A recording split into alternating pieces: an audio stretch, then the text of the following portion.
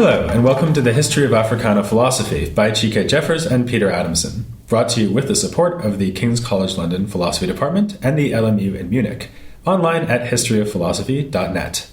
Today's episode will be an interview with Richard Parkinson, who is Professor of Egyptology at the University of Oxford, where he is a Fellow of the Queen's College.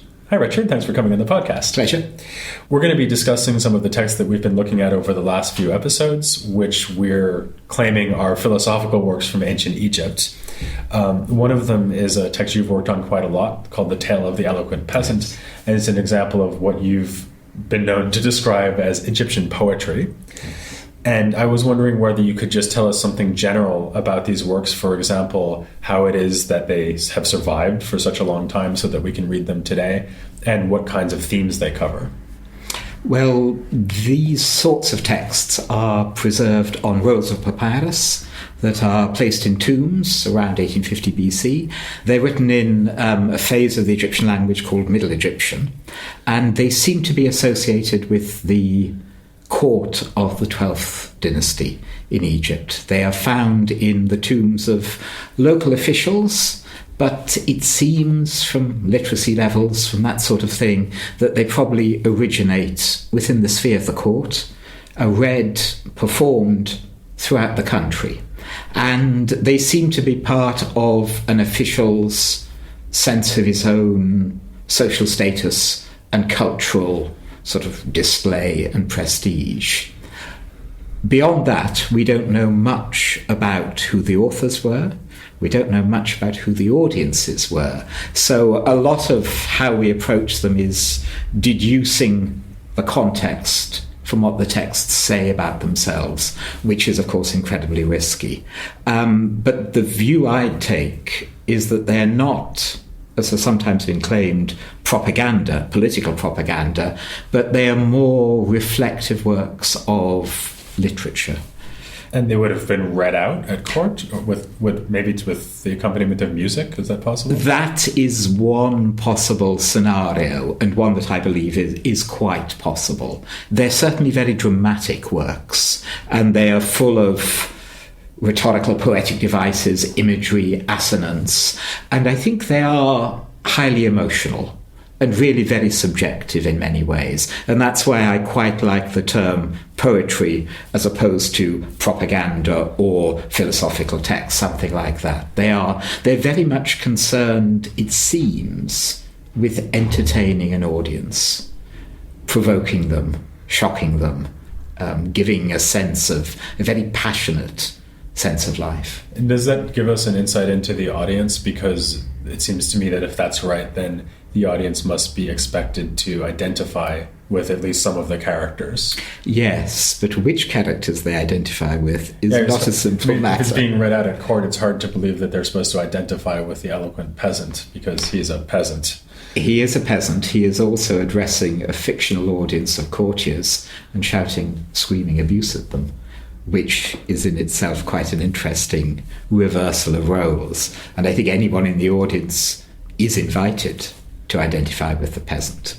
So that the engagement of the audience is not simple. It seems to be not conflicted, but certainly challenging and ironic and very dramatic in those sort of ways. So I think our response to them cannot be simple.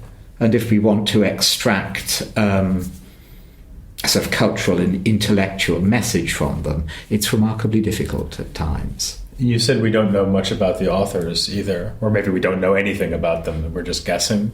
Would you care to guess and speculate a bit? I mean, there is this class of scribes, right? Yes. And we assume, I guess, that they come from this class, right? I think it's fairly certain, although they're designed for performance, they seem to be composed in writing.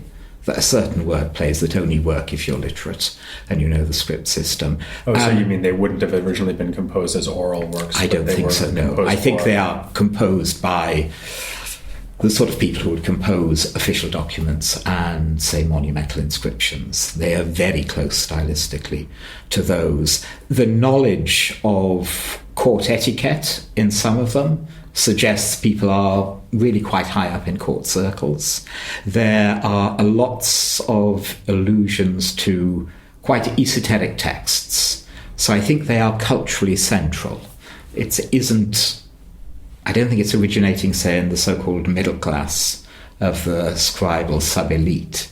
I think we're looking at court poets who are very close to the king and to the sort of the central state libraries and temple priesthoods. And that would help explain why they survived, because they were written by very important people.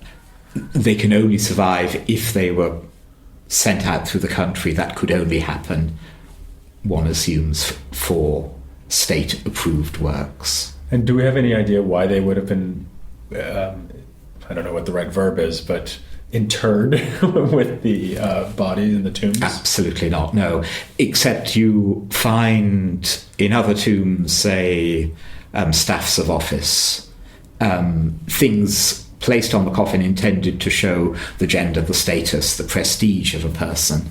And it looks as if in the second half of the 12th dynasty, for some reason, literary texts became something you wanted to take with you. And sometimes administrative texts. And there, it looks as if they are bits of the professional life of the tomb owner. Oh, right, sorry, like take my tax documents with me to the Afterlife. If I'm an accountant, yes, I take the full works with them. We have one example where we're pretty sure the named tomb owner is the person who wrote the texts placed on his coffin. And I think the literary texts have a similar but a slightly broader cultural role, though we can't prove, we don't have the archaeological contexts of many of them. We do have fragmentary copies, though, from settlement sites. So they are certainly texts that are parts of the living world. They're not in any sense restricted to funerary Clearly, then deposits. We shouldn't be just assuming that they have some kind of religious significance that's eluding us. No. And in contrast to that, actually, the first group of texts we talked about in the first episode we did on Egypt was the pyramid texts. Yes. And those are religious in nature. Those are highly religious, but like the literary texts, are also incredibly performative. And what do you think we can infer from the pyramid texts about the themes, perhaps, that are then captured also in these later poetic works? Would you see a connection between them? I think the main connection is almost formal. I think the funerary texts and the ritual texts are among the first texts to be written down of any length. And I think they provide a practical model for the writing down of literary texts. I think in the age of the pyramid texts, there's every chance the sorts of texts that are later found in literary manuscripts existed in an oral form. And at a certain point in the 12th dynasty, it was decided that oral poetry should be transferred into the world of writing, presumably because it becomes elevated in status in court culture. And I think looking back to ritual texts, those would be an obvious model for the poets to follow if they wanted to write down narrative dialogue. There's certain ways of formatting the manuscripts that seem to look back to ritual texts as well. And do you see any philosophically relevant material in the pyramid texts, or do you think they're, as it were, just religious funerary works? They are religious and funerary works, but of course they are voicing concerns about kingship, about the state of the universe, in a way to enable the rebirth, the continuation of the king's life. But I think they express most directly the ideas that we can detect the Egyptians had about the world, about ethical behavior. And one of the central ideas that's come up a lot already is this notion of Mott. Yes. And already we have problems about how to translate it. We could just sort of cheat and say Mott and not translate it. And I've seen some translations that do that. Yes. And these come up in the tradition of instructions. Yes. So when, like, basically works of ethical advice, and they always say, make sure to observe Mott, and you will flourish if you do. Yes. You'll pay for it if you don't. Yes. And so maybe first I should ask you what your preferred translation of it is, or what you think speaks for and against certain translations. Ma'at can clearly mean truth. So when people are failing to recognize somebody, they say, is that really him? Is that him in truth? It has ethical overtones. To do truth is to do justice, to behave in a correct manner. It also has an almost cosmic sense of order. Ma'at is the ideal state of the world. It opposes chaos. The legal system is what creates and upholds Ma'at. The king is the person who embodies Ma'at. Ma'at is also mythologically the daughter of the sun god. She is part of the way in which the cosmos is created. So there are multiple possibilities of translating the word, and the only reason for translating it the same way, with the same word in a literary text, is just to show how important that single concept is. And in something like The Tale of the Eloquent Peasant, it's used in various ways, but the main thing, the main literary effect, is this word keeps ringing out like a bell throughout the text.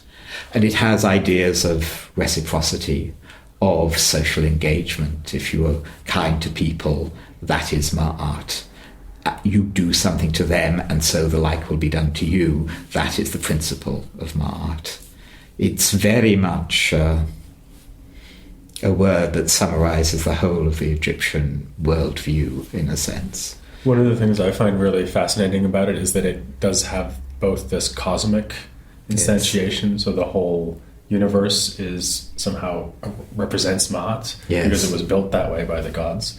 But on the other hand, we can express Ma'at in our everyday lives. Yes, yes. And is that, should I understand that to mean that there's a causal influence there? So is the reason why I'll prosper if I exhibit Ma'at that I am living in a universe that is constructed along these principles? Yes, everything is bound together is one phrase that is used in the teaching from Eric R. Ray. And Ma'at is presented as sort of almost a law of nature, a law of the cosmos. You can create it, you can try to destroy it, but Ma'at is thought to be transcendent in the sense that it is embodied in a flawed way in the human social world, in the world after the gods have departed from the originally perfect world. And there are frequently references to the idea that now Ma'at dwells in a perfect state in the other world. And so it gains this eternal, otherworldly aspect. And the Eloquent Peasant, of course, plays with this idea of how imperfectly embodied Ma'at is in a corrupt society, and how the official's duty is to try and be a perfect embodiment of these ideals. I think there's a very, very strong statement of the awareness that the present world is not ideal, and the ideals of truth and beauty and justice do exist, but not always in the society we see around us. Do these texts give us much help on the epistemological front? So what I mean by that is, for example, if I want to know what Ma'at consists in, do they tell me how I could find that out, or how I could know whether my assumptions about righteousness or justice or truth or whatever we want to translate it as, how I would know that my assumptions were correct? The texts that are called teachings seem to claim to do this. I'm slightly skeptical that they are a handbook about Ma'at, simply because I think it was such a fundamental aspect of social life that probably everybody absorbed it by other means. One didn't have to say that kingship was a good thing in ancient Egypt, because that just went without question. Yeah, try saying it's not a good thing and see what happens. Yeah. or like somebody standing up now and saying, well, democracy is really completely lunacy. It goes without saying. What the teachings do is provide instances of Ma'at, but sometimes I think they're slightly ironic. Sometimes they read against the grain. I think one of the great teachings, the teaching of the Vizier Ptahhotep, is ostensibly a text that is telling his son how to be wise, how to succeed in his career. And the opening maxim is, don't be proud because you are wise. Fine words can be found with the maids at the millstones. It's very rare, but you shouldn't assume that you, as a vizier's son, have an automatic right to it. And a lot of the vignettes that are then given as this is how you behave in these circumstances envisage a whole range of social possibilities. So I think the teaching texts are slightly poetic meditations on education. They are not actually the handbooks on how to educate a vizier's son. And what do you see as the connection between those works of instruction or teaching and the Tale of the Eloquent Peasant and other poetic works? I think the Eloquent Peasant and some of the dialogue, some of the narratives include elements of wisdom literature, but often in quite a dramatic context and often in quite an ironic way. In the Tale of Sinuhe, there's a wonderful eulogy of the reigning pharaoh, but it's actually put in the mouth of a fugitive who is acclaiming how wonderful the king is to a small Palestinian kinglet. And it is the most colossally tactless thing to do. And he provides this huge, long, wonderful poetic eulogy, and the answer comes from the foreign princeling, well, that's awfully nice, but you're here. And I think with the Eloquent Peasant, there's also this huge irony that the peasant is defining how the officials should behave, is producing wonderful eulogies of Mott, denunciations of social injustice. And the result is he's speaking so perfectly, they continue to beat him. And they continue to beat him, so he continues to acclaim justice. And so the articulation of justice produces the exactly opposite result, that he continues to be oppressed until he gets to the point of suicide, and at that point it's revealed they have been listening and it's all right. And that, I think, makes the social embodiment of justice incredibly problematic for the audience. And at the end, you're not quite sure whether it's all a joke or really quite painful, and who the peasant is the voice of truth, but he's not had an easy ride. Yeah, I can sort of picture the audience as being on the verge of tears by the end, because it's so agonizing that he's meriting better treatment, and he keeps getting such horrible. I mean, he goes for justice, and they do things to him that are even worse than what happened to him in the first place. He gets beaten more and more. Yes, and it's very passionate. And I think part of that is it engages the audience. It isn't an academic description of the principles of art. It is somehow sucking the audience in, forcing them to feel it in all its forms. Would it be fair to say then that the works of instructions or teaching on the one hand and something like the Tale of the Eloquent Peasant on the other hand are two alternative ways to try to induce Mott or a motivation to exemplify Mott in the audience? Because one is very didactic, right? It says, do this. Here's how you should be. The other is, let me tell you a story. Yes, I think so. I think, though, the teachings are also slightly framed. They're put in historical settings. Mm-hmm. They're given a slight narrative introduction. So I think they're slightly closer to the peasant than is often assumed. There's also another genre, the lament, where Mott is shown by description of the exact opposite, the chaotic state of the world. And clearly in the 12th dynasty and slightly later, there was a taste for hearing somebody denounce the state of the world, to describe how ghastly and catastrophic society was.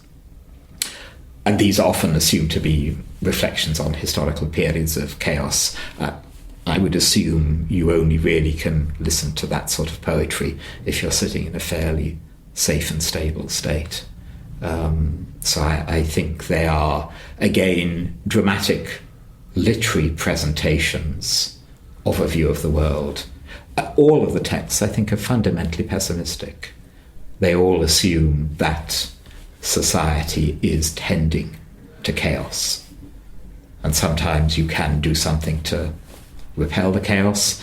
In other texts, you fully face up to the possibility that that won't happen.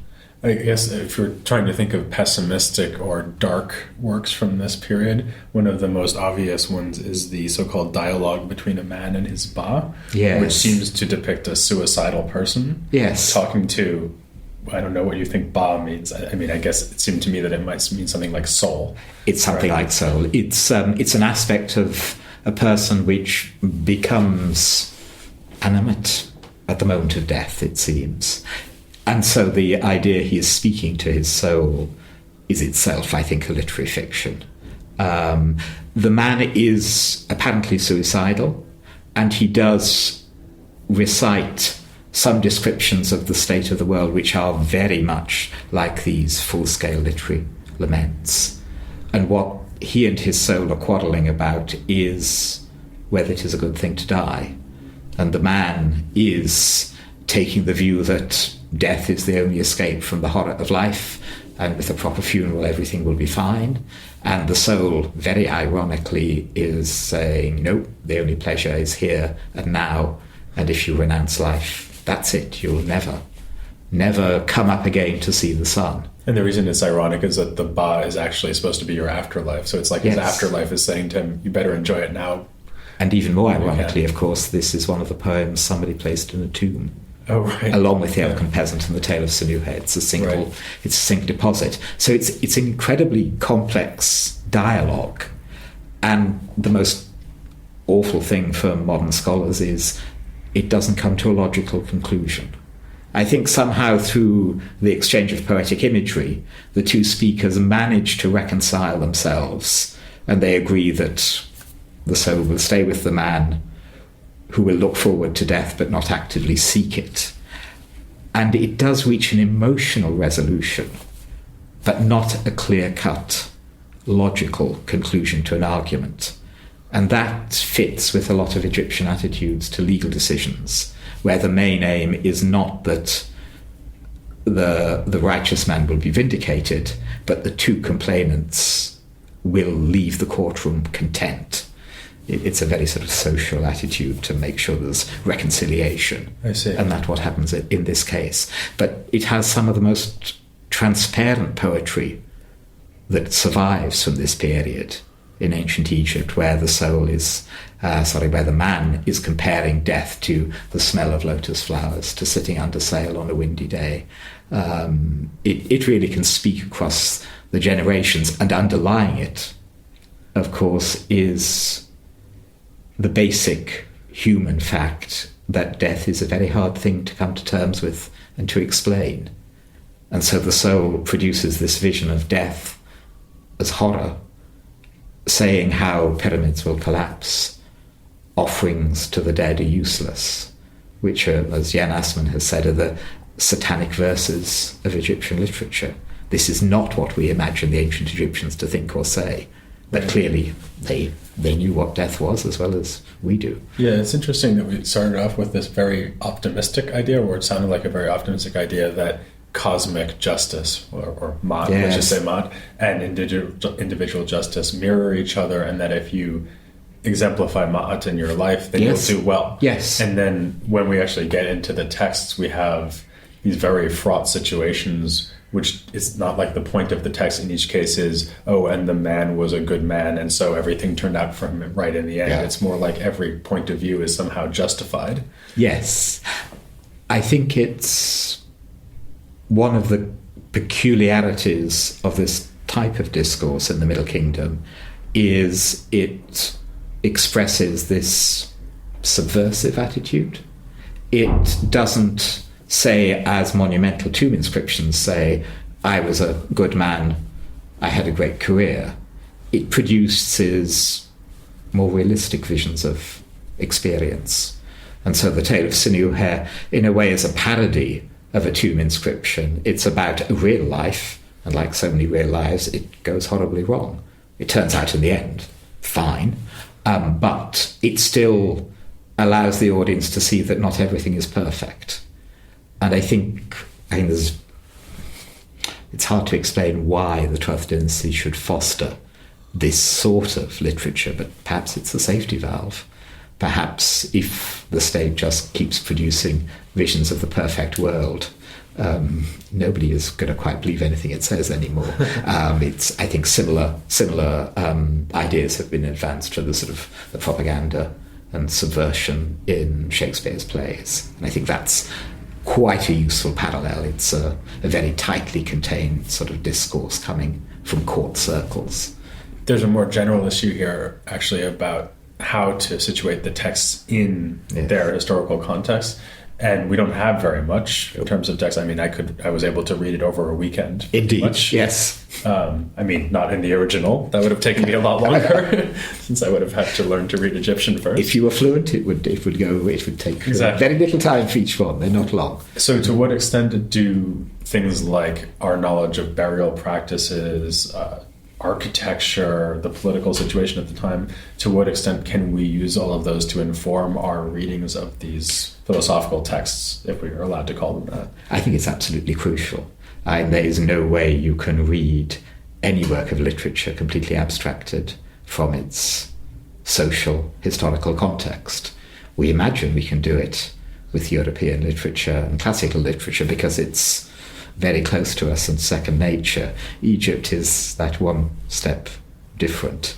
And I think it's very hard to get into the mindset of the texts without having a sense of the society, even the landscape that they inhabit. Certain assumptions are made, of course, and if you don't get that, you miss the point of the works. The Tale of Sinuhe has a lot about the relationship between the hero and the queen of the king under whom he serves. All modern commentators get awfully twitchy and really want there to have been an affair between Sinuhe and the queen. It surfaces in all the modern retellings of the story. For the ancient Egyptians, it's completely unthinkable. The key relationship there is the male bond between the loyal courtier and the king he serves. And that for them is the obvious emotional focus of the story. We, from a different culture, miss it completely and can reinterpret. And with everything talking about social ethics, I think there's this sense as well that without an awareness of the social structures, the supposed relationships between different members of society, you really can miss a lot of the vividness, a lot of the relevance of what is being said.